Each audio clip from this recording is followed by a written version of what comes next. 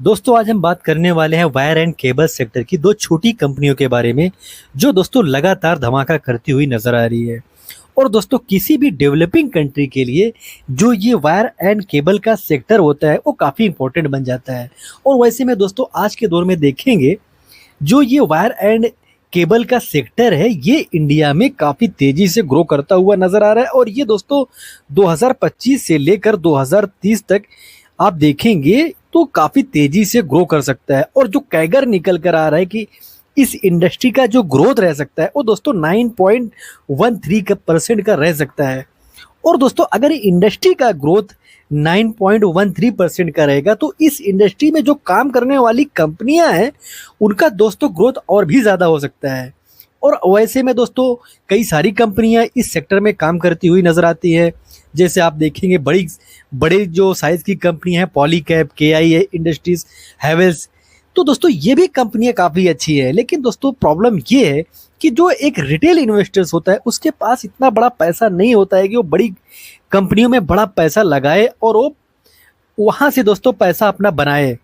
अगर दोस्तों वेल्थ बनाना है, अगर पूंजी कम है तो दोस्तों छोटी कंपनियों पर आपको रिसर्च करनी पड़ेगी, छोटी कंपनियों पर आपको स्टडी करना पड़ेगा। वैसे में दोस्तों आज हम दो छोटी कंपनियों के बारे में डिस्कस करेंगे जिनका दोस्तों मार्केट का साइज देखेंगे काफ़ी कम है।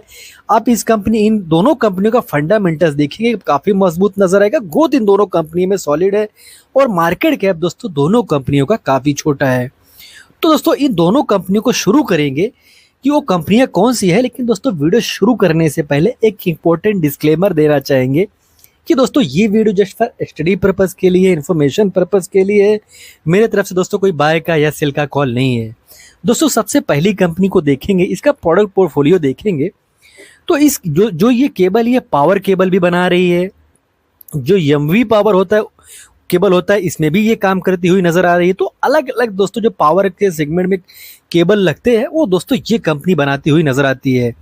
अभी देखेंगे दोस्तों जो सोलर पावर केबल होता है वो भी ये बना रही है। AL59 कंडक्टर जो होता है वो भी ये बना रही है। तो कुल मिलाकर दोस्तों जो cable wire and cable industry में अलग अलग सेक्टर में जो अलग अलग केबल बनते हैं, वायर बनते हैं, उनमें दोस्तों ये कंपनी काम करती हुई नजर आ रही है। और दोस्तों सबसे खास बात इस कंपनी की ये है कि दोस्तों कंपनी तो छोटी है लेकिन दोस्तों कंपनी का जो प्रेजेंस है ये 42 प्लस कंट्री में है। आप देखेंगे अफगानिस्तान, ऑस्ट्रेलिया, बांग्लादेश, बेनिन, भूटान, कई सारे दोस्तों आप कंट्रीज देखेंगे तो इन कंट्री में ये कंपनी काम करती हुई नजर आ रही है। US, Uganda, Yemen, Zambia.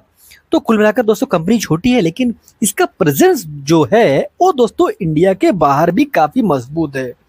और मार्केट का साइज देखेंगे, इसका जो मार्केट कैपिटलाइजेशन है वो काफ़ी छोटा है। और दोस्तों जिस तरीके से ये वर्ल्ड में फैली हुई कंपनी नज़र आती है और जिस तरीके से इसका मार्केट का साइज है और जिस तरीके से दोस्तों ये कंपनी कैपेक्स करती हुई नजर आ रही है उसको देख कर दोस्तों इस कंपनी पर आपको रिसर्च बिल्कुल करना चाहिए।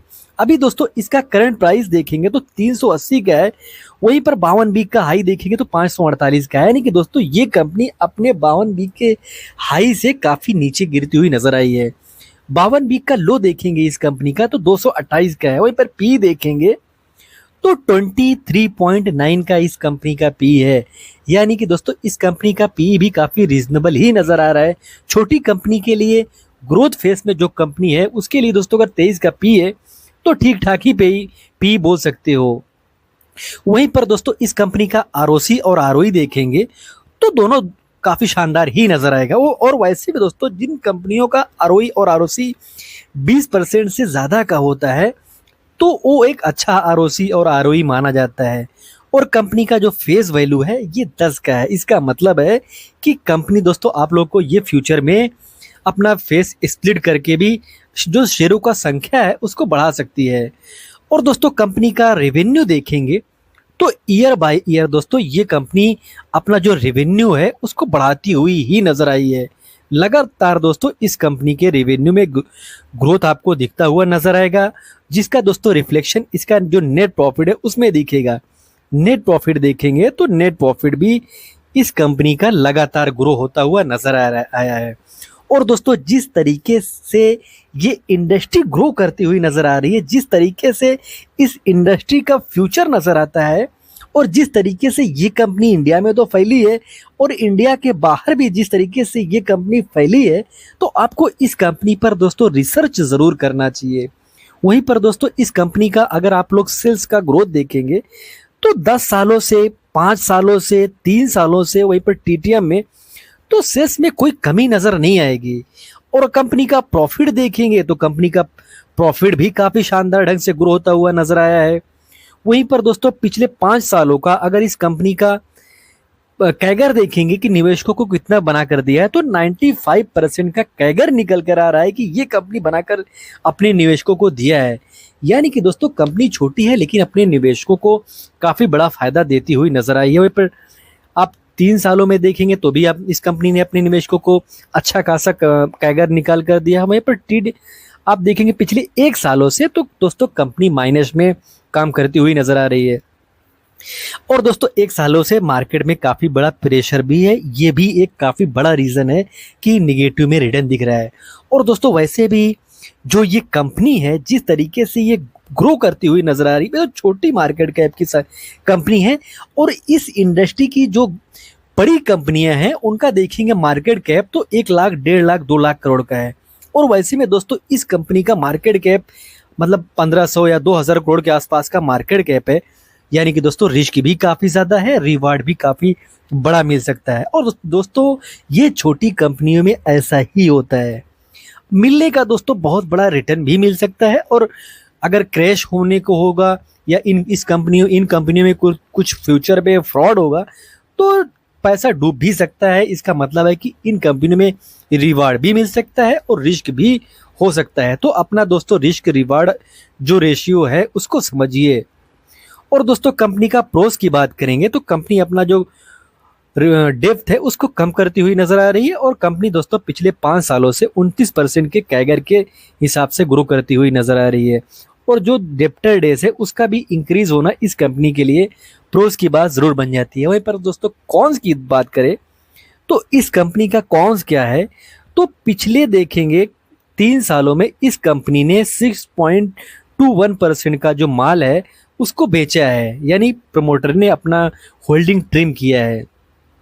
और उसके बावजूद भी दोस्तों आप देखेंगे तो प्रमोटर के पास 68% का शेयर है। यानी कि दोस्तों जो प्रमोटर है वो 68% का शेयर अपनी कंपनी का खुद ही लेकर बैठे हैं। तो ये एक कॉन्फिडेंस जरूर देता है कि प्रमोटर के पास अभी भी काफ़ी बड़ी हिस्सेदारी है। वहीं पर एफआईडीआई को देखेंगे तो बहुत ही छोटी हिस्सेदारी इन दोनों के पास है।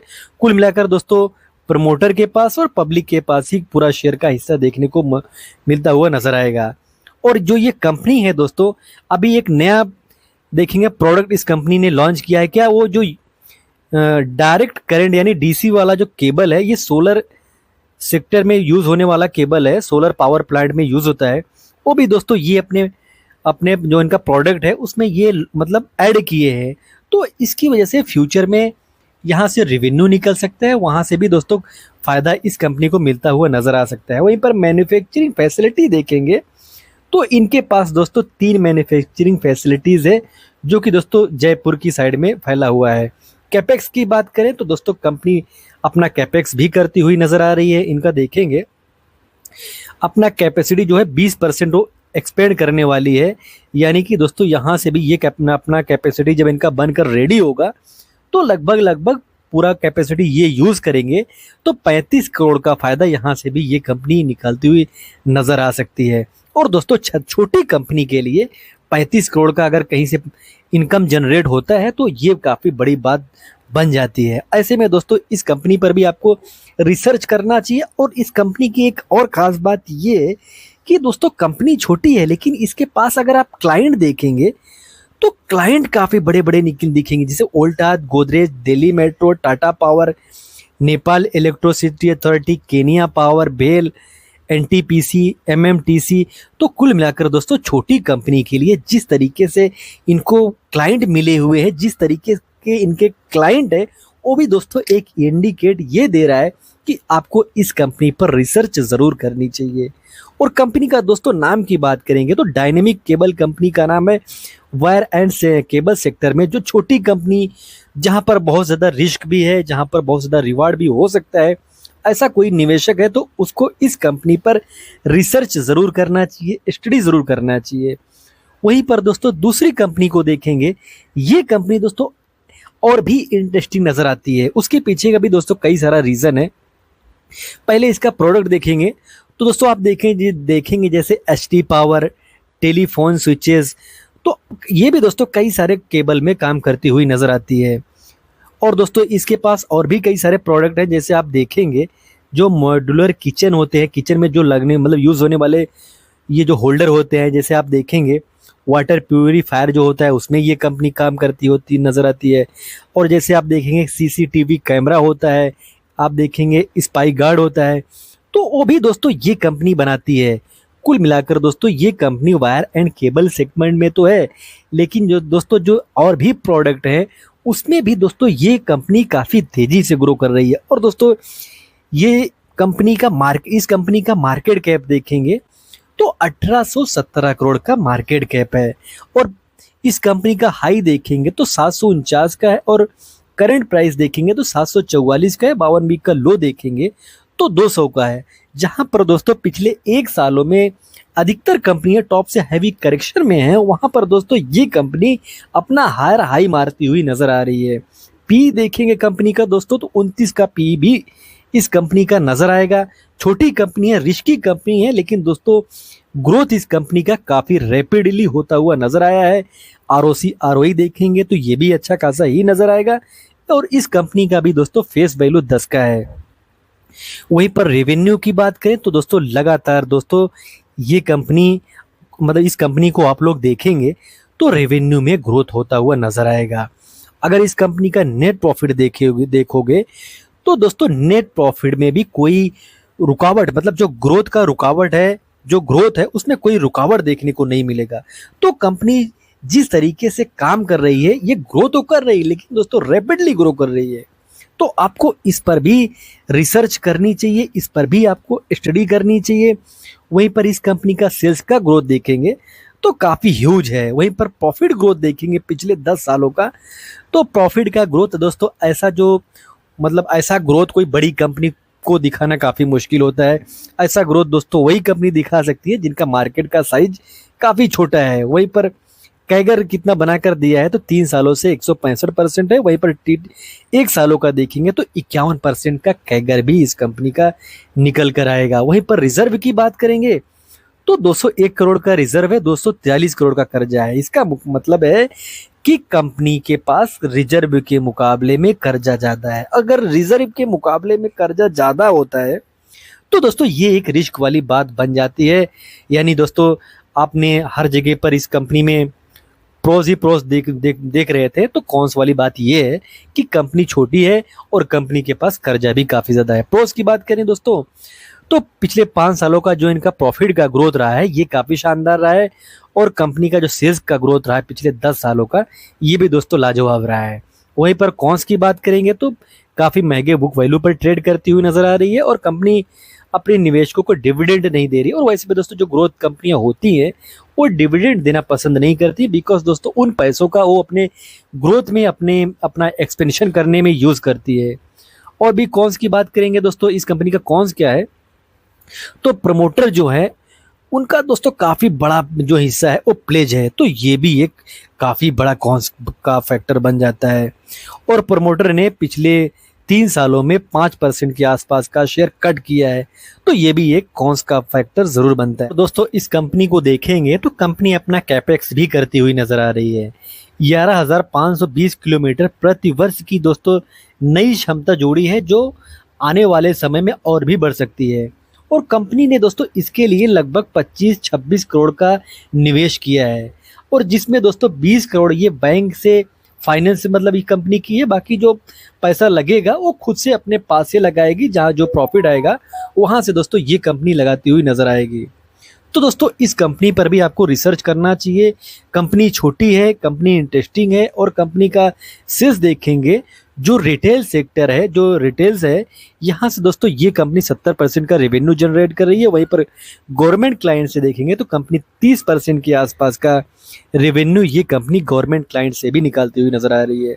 और कंपनी का दोस्तों नाम की बात करेंगे तो कंपनी का नाम वी मार्क इंडिया लिमिटेड है और छोटी कंपनी है, इंटरेस्टिंग कंपनी है। और दोस्तों इस कंपनी में आशीष कचोलिया सर जैसे दिग्गज इन्वेस्टर्स का भी निवेश है, तो आपको इस कंपनी पर रिसर्च ज़रूर करनी चाहिए। और दोस्तों एक डिस्क्लेमर देना चाहेंगे, I am not SEBI registered advisor. आप कुछ बाय सेल करते हैं उससे पहले अपने फाइनेंशियल एडवाइजर से बात कीजिए, डिस्कस कीजिए, सलाह कीजिए। दोस्तों देनी ही कोई कॉल लीजिए। आपको वीडियो इन्फॉर्मेटिव लगी हो तो वीडियो को लाइक कमेंट शेयर करें, और चैनल को सब्सक्राइब ना किया हो तो दोस्तों सब्सक्राइब भी जरूर कर लें। मिलते हैं किसी नए वीडियो में एक नए टॉपिक के साथ, तब तक के लिए दोस्तों हैप्पी इन्वेस्टिंग।